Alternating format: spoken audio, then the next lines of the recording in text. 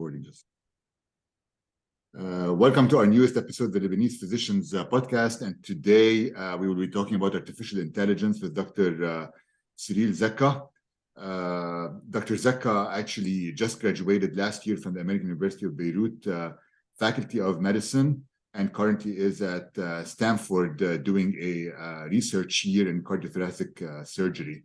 The reason we invited Dr. Zakka today is to discuss the role of artificial intelligence in medicine, because Dr. Zakka has been involved with a lot of projects while he was in Lebanon and currently while he's in the San Francisco area. He was actually director of the Artificial Intelligence in Medicine program at the American University of Beirut. Welcome, Cyril, to the podcast. Thank you so much for the introduction. Happy to be here.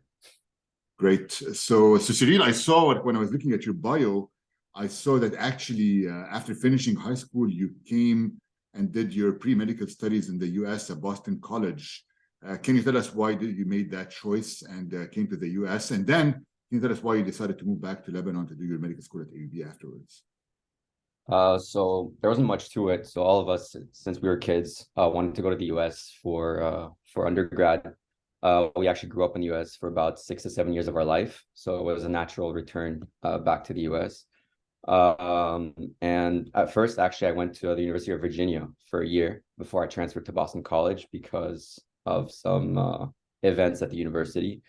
And I was personally just attracted by the programs there that weren't specifically offered at home. So I was interested, since I was a kid, I was interested in computer science, and the programs outside are more attractive. And I wanted to juggle between computer science, biology, stuff like that. So those options were offered to me outside. So that's basically the reason why we went to Boston College. And what was your specialty in Boston College? Originally, I started out in biology, but eventually I minored in computer science as well. Okay. But most of my years, to be honest, most of my years in undergrad were spent programming. So instead of being your typical pre-medical student, I would sit at the back of the class, program through the entire class, and then just catch up on PowerPoints a day or two before the tests. So I wasn't like heavily involved in biology, but it was still something I was interested in. So that's basically what happened. And why did you decide? So where did you grow up in the U.S. actually? Which part of the U.S. did you grow up in? West Virginia, out of all states. West Virginia. Yeah. All right. Charleston or? Yeah, Charleston. Okay. Yeah. And then why did you decide to go to medical school at AUB and not do medical school in the U.S.? Honestly, that was a bit of a last minute decision. I actually wasn't planning on doing medical school. I was hoping to pursue a PhD in computer science.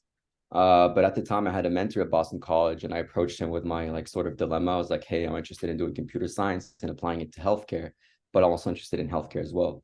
And he's like, to be honest, doing an MD is going to open a lot more doors for you than just being a PhD in computer science trying to approach healthcare. People won't see you as having expertise in medicine if you're coming from the outside. So by that time, it was, I think, December of the year. That means AUB was one of the only medical schools that was open. My sister was already at AUB. She's a year older than me. She also went to medical school at AUB. My family was in Lebanon. So it was like a whole lot of decisions that pointed me to AUB. And AUB has such a great reputation outside of Lebanon as well. So I've even had some people refer to it as the Harvard of the Middle East. So it was kind of a no-brainer situation. It was like AUB is the right place for me. Yep. And then you joined AUB, and how did you? Because AUB, I remember, I did my medical school there. Like first 2 years were pretty hard, and you're always studying and stuff like that. So how did you find the time to be interested and start your artificial intelligence program there? Same deal I did as when I was an undergrad. A lot of the time I would spend my time or classes during lectures just programming away, thinking of different ideas, different projects, coding them up, writing a blog post about them. And that would attract interest from people outside of Lebanon. Eventually, some of my projects attract the attention of some big companies in AI. So they tried a couple of times to actually hire me out of medical school to go join their companies. But I told them I was adamant on continuing my medical education. At one point, I was confident enough in my abilities and my projects that I approached a few of the deans at AUB and told them about, hey, like medicine has a huge potential in medicine. Let's open up an AI program in medicine. So I also approached one of the people who tried to hire me, and I told him, hey, like I'm trying to open this program at AUB, AI in medicine. And then he was like, all right, let's fund you. So it was a very quick process. We decided on the programs, but we were going to change the medical program to make it more amenable to teaching medical students to program, what AI is about, in general, just AI education in the medical program. And that was basically the start of the program. I had to make several presentations to several deans, convinced the final big dean, and the rest is history. Great. And so what kind of projects did you start while you were in medical school? Can you tell us a bit about your AI projects? So one of my earliest ones was actually generating realistic mammograms for medical education. So Dr. Hina Berjawi is actually probably one of my best mentors at AUBMC. She was also my LC mentor. So she was in charge of guiding me through med school, giving me advice, making sure I was all right throughout medical school. And she was a breast radiologist, and now she's I think the chair of the radiology department at AUB. But thanks to her, I got really interested in radiology. And I realized that a lot of the time when you're a radiology intern, the way you learn something is through exposure. So I didn't feel like that was the best way to learn something, because if you're not exposed to a certain disease as much as other diseases, you're not going to be as good as diagnosing it later on. Those are called miss errors. So I had the idea of generating mammograms using AI. So basically you can tell the AI generate a mammogram with a lesion at this specific spot, make it speculated, etc. So in that way, I could, if I ever wanted to, or if someone ever wanted to teach a radiology intern what a specific disease looked like, they could just generate it. And those mammograms are of such high quality that radiologists at UB couldn't tell them apart from the real ones. So it was more of like random guessing. And even more than that, you can now, whenever you're doing a machine learning project, if you don't have enough classes, you have class imbalances. So there's not enough of a certain class or a disease class, you can actually use these algorithms to generate more data for your algorithm. So it's like a double-edged, not double-edged, but like two birds, one stone kind of deal. And so that was the first project. Went by really well, was pretty successful. The next one was, I think, in Med 3. I'm talking about the projects that worked. There were a lot of projects that didn't work. In Med 3, I went into surgery and I fell in love. And despite reading up on all the surgeries, the complications, procedures, etc., I first stepped into the OR. I had no clue what was going on. I was like, all right, I have no clue what this organ is, what this artery is. I have no clue what's going on. So I thought to myself, there has to be a better way to do this. So I gathered a bunch of my friends. I'm like, hey, we picked an easy surgery, so cholecystectomy. And I told them, like, hey, all right, so this is the liver, this is the artery, this is gallbladder. I want you to take a bunch of these frames and draw the outlines of the liver, draw the outlines of this artery, draw the outlines of the gallbladder. When we gathered enough data, I trained an algorithm to actually outline those or segment those structures in real time during surgery. So as you're doing surgery, students are able to see which organs are which arteries are which, etc. And that also has the added benefit of kind of paving the way towards autonomous surgery, since if an algorithm is aware of a surgical scene, then it's then able to act on that scene. So that was the first stepping stone towards my interest in autonomous surgery. All right. And have you published any of this data that you've created? Data hasn't been published. I was actually, because I wasn't the one that labeled the data, so I actually encouraged the original group to actually pursue the publishing of that data set and their labels, but I think they got too caught up in like medical work, and I don't think it ever panned out. Yeah. And so basically what you were doing in your medical school years was using AI potentially for like simulation training, right? Like sort of similar to simulation training, but instead of doing it using a mannequin, basically doing it using AI for both surgeries and mammograms and others. Exactly. All right. Tell me a bit about the program that was created at AUB, the AI in medicine program? Is it still ongoing now that you left, and what are its goals? All right, so the AI in medicine program is designed to be this sort of program that you can approach if you have this project in artificial intelligence where you want to affect change at the hospital by using big data, artificial intelligence to better patient care. So we're a bunch of clinicians, a bunch of medical students who have actually learned or already know how to program. And you pick your own project, pick who you want to work with, get your own data set from the hospital, and basically get started. It's ever since I left, there's been my colleague Jad Asaf, who's actually taken over. He's currently in Med 4, interested in ophthalmology. He's doing a pretty good job. No complaints here. And it's basically anytime you have, like I said, anytime you have a project, even if you're a medical student, you're attending, and you have no knowledge about AI, but you think you have a potential project that might work out, approach the center, and there are a bunch of students willing to work with you to see that project through. Excellent. And hopefully this program will continue. I mean, it's a pretty good program, and AI is probably the future at this point. So I also saw that you have a patent. Can you tell us a bit about the patent that you have? Honestly, I wasn't heavily involved in that patent. I was just the one guiding Jad and throughout the project, but I didn't actually do any of the coding. I just proved that this was possible to do, provided the proof of concept, minimum viable product, but he actually saw the entire project afterwards. So it was just detecting keratoconus using OCT image and a bunch of other diseases I think they're adding. I don't think the patent was approved yet. It's still pending. We have a year to submit more paperwork, but it's on the way. Right. And what are you doing at Stanford now? Oof. I can't go into too much detail. Yeah, just so we're doing a lot of autonomous surgery. We've partnered with some of the top people in robotics, actually some robotics companies as well. And we're teaching a bunch of robots to do certain procedures in cardiothoracic surgery. We're also developing a lot of cardiac imaging models, and we're using a lot of these natural language processing, large language models in conjunction for various clinical applications. Great. I mean, yeah, there's a lot of robotic companies based in the Silicon Valley area. Actually, I've been out there because I do the robotic bronchoscopy, so I've been out to the J&J headquarters over there in Silicon Valley. That's one of the groups we've been in contact with. You have been? Okay, yeah.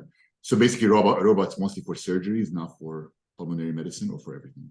Honestly, the techniques we're developing can be applied to any companies. We've actually been in contact with companies that do OB-GYN procedures, also pulmo procedures, GI procedures. So the techniques we're developing are actually applicable to any subspecialty, but since our research is in cardiothoracic surgery, we're just mainly showing the outcomes in CT surgery. But for example, one of the projects we announced is a foundational model in surgery, foundation vision model. So it'll be this vision model that's a computer vision model that's able to outline or segment, predict surgical actions in all types of surgeries. So we recently received funding from Stanford for that as well.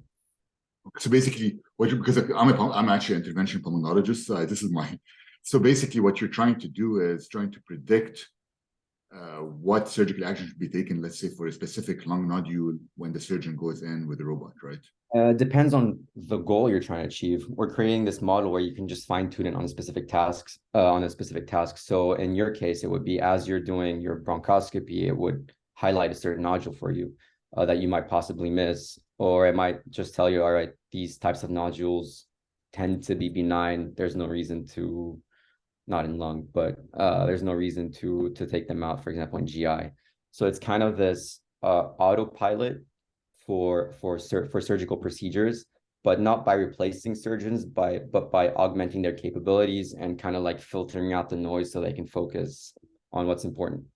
Yeah, I mean, it's even in lungs. I think it's important because you're doing a lot of lung cancer screening, CAT scans, and you have a lot of lung nodules. So you go in, there's 3 lung nodules that might point you out to one of them and say the 2 others probably are benign. So maybe don't bother biopsying them, or don't bother removing them in that case. And that's pretty good. And so what do you think? So now, I mean, AI is getting very big, and recently everybody's been talking about ChatGPT. So what do you think of that? Honestly, I think there's more hype about it in like the general community than there is in the research community. The technology itself hasn't changed since I'd say close to 2020, maybe 2021. It's just the last bit where they're fine-tuning it in a specific way led to these chat-like capabilities. But the architecture itself was introduced actually when I was in Med 1, so 2017 or around that time. The huge language model itself was introduced in 2020, and just the last bit where you're tuning it to sound more like a human was introduced in I think about end of 2022.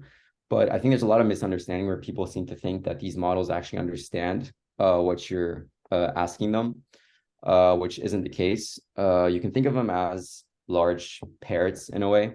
So the way these models are trained is you have these huge corpora of text, you mask out certain words, or you ask it to predict the next word in a sentence. And you do that over such a huge corpus that eventually that model kind of gains, as a byproduct of this training procedure, it kind of gains intrinsic knowledge about the world or intrinsic knowledge about language. But it's still, at the end of the day, a language model in that it's trained to predict the next token or the next word in a sentence. So it's not meant to contain knowledge or whatever. That's just a byproduct. So a lot of the times you'll see that these models are prone to hallucinations, based on hallucinations, meaning that they just make up facts. So Facebook released this model they called Galactica that they trained on PubMed, a bunch of other like scientific databases, and they're like, all right, this model is going to help you do your research, write out papers, etc. They took it down within a week because it was just making up a bunch of facts, a bunch of papers, etc. So these models aren't meant to be knowledge bases the way people are portraying them to be. They're going to replace doctors. They pass the USMLE. The fact that they passed the USMLE is because they were trained on USMLE questions. So in a way, they're imperfect search engines. It's not like they have intrinsic medical, they do have intrinsic medical knowledge, but they don't understand medicine the way you and I do. So they use as tools to write clinical notes, to extract certain medical entities from documentation to make research easier. But I wouldn't go as far as to say they're going to replace doctors, they understand medicine, etc., at least in their current form. Right. Because I saw something on National Public Radio where one of the universities tested it in law school, where it made it write a law school essay and compared it to other students, and actually, I think it got a C+ or something. It didn't get an A, but it still passed. It was a passing grade. Like you're saying, I think it just doesn't understand it, but just trained on using certain words that it was able to pass. Just to put it in perspective, if you want to test out what these models are actually know, I would test out the GPT-3 models instead of the ChatGPT and try to have it complete a sentence. And you'll see like there's no understanding of what you're saying. It'll just complete your sentence and just end it. And a lot of the times it'll just output just random stuff or even racist, offensive stuff, because that's what it was trained on. It's just that last fine-tuning step makes it seem like it understands you, but it really doesn't. Great. So basically, schools should rest and say maybe this could be used as help in writing research or essays, but it's not going to replace the student doing their work and writing the essay. I think it says more about our education system than anything else. Because if you can have a model just output an essay with, let's not say like novel thought, but still like output like an essay that's able to get a C+, then there should be a way to modify our education system to test how people think rather than the tasks where we do in the education system today, like memorizing the Krebs cycle, etc. Yeah. It's transforming these days. So finally, what do you think? I mean, actually two more questions I have for you. One is, have you heard of the company Proximi? So do you think there's a role of like AI and something like this where you're monitoring surgeries in other areas? Would AI be helpful in these situations? I would be surprised if Proximi isn't already working on this, but as a data store, data repository of surgical videos, if they do have a permission to use them for research, I'm not sure what the legal implications of that are. I'd be surprised if they weren't already working on these foundational models for surgery as well, because they have such a vast repository of surgical videos from different hospitals across the world. Right. So I'm sure they're working on something similar. A lot of companies are. Because it could be used to train surgeons around the world too, to to do some complex surgeries over time without having, let's say, like some surgeons right now, like sometimes fly to different countries to learn certain techniques. And in that case, you can just do it while you're sitting in your own country and learn from I or actually had some. augment your abilities in a certain surgery if you're not doing enough of these surgeries. Yep. That's we actually have an ongoing project like that for surgical simulation using these models where it's like realistic surgical simulation based on networks trained on a variety of surgeries as well. Yeah. But mainly robotic for now, but we're slowly expanding to other subspecialties and procedures.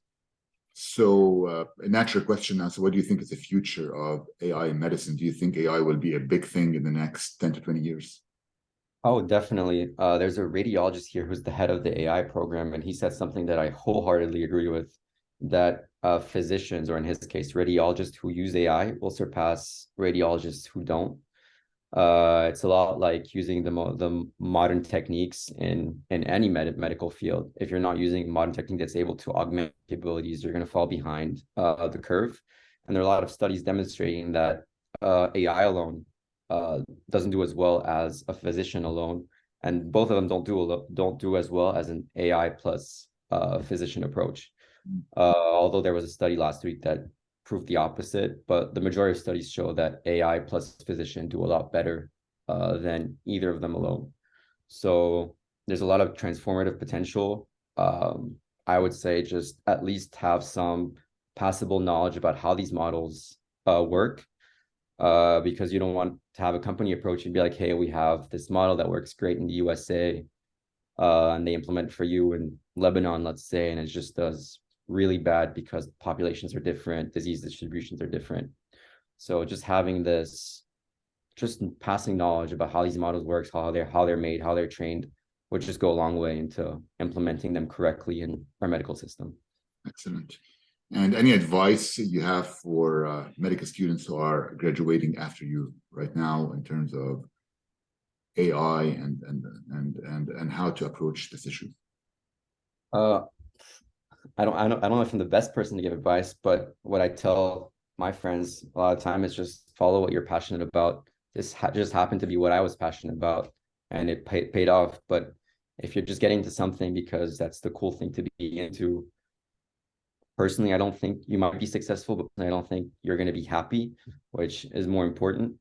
So not everyone is meant to program or train their AI models, but I think programming in general should just be a tool, just like learning to use a computer, learning to use Word, etc. Should be a tool you use or learn for your daily tasks. But for AI in general, if that's not your passion, there's no reason to get into it. Just get like some passing knowledge, and that's more than enough. But for those actually interested in AI, you'll know what to do if you're passionate about it. So do you think, one last question that just came up. So do you think that doing your pre-medical education in the US helped build some of the foundation for you? Or if you had done it, let's say at AUB, you would have done the same thing? Oh, done the same thing. I actually started programming when I was a kid, so it wasn't like going to the US actually opened that up for me. I was always interested in computers. My dad was a computer engineer, so growing up, I always saw him like typing on his computer, seeing like his cool black screen with green text flowing on it. So it was always something I was interested in. I picked up my first programming book, I think when I was 8, 9 years old, something like that. I was making iPhone apps in high school. I was making jailbreak apps even before that. So it was always something I was very interested in. So it wasn't like the US had any specific impact on me. And the reason I got into machine learning or AI wasn't even because of Boston College. It was I was working on a personal project, and I was using a very basic statistical approach. Just to go into details, I was making an iOS keyboard. So it was a third-party keyboard on your phone that had special features that the regular keyboard didn't offer. But Apple doesn't give you access to the next word prediction bar at the top. So I had to implement that myself. I was using a very simple n-gram model, which doesn't scale well if you're going into trigrams and stuff like that. And it wasn't very accurate. So I kind of Googled around looking if there was any better approaches. And that's when I discovered neural networks and took off from there. Great. So thank you, Cyril, and for being on this podcast and for discussing the role of AI in medicine. Hopefully, people learned some things about the role of artificial intelligence in medicine. Also, I think thank you for highlighting some of the role of ChatGPT. Hopefully, people will learn some more about it from this podcast. Thank you. Thank you. Thanks for having me.